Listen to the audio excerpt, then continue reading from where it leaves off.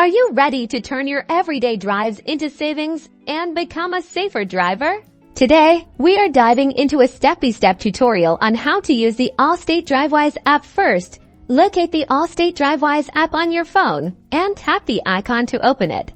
Once open, you will see the app's main dashboard. This screen provides an overview of your recent driving activity. Take a look at the sections for recent trips, your speed, and any hard braking or acceleration events. To view your trips in detail, tap on the Trips section here. You can see a list of all your recent drives, including the date, time, duration, and map of your route. Tap on a specific trip to see a more in-depth view.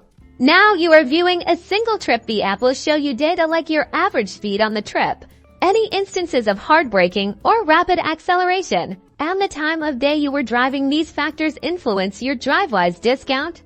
The app also provides personalized feedback to help improve your driving habits. Look for the feedback or coaching section to find tips on how to reduce hard braking, maintain a safe speed, and avoid driving during risky times of day. Finally, check the discounts or rewards section to see how much you are saving or could save based on your driving behavior. The safer you drive, the bigger the potential discount on your ALLSTATE insurance premium. And that is it.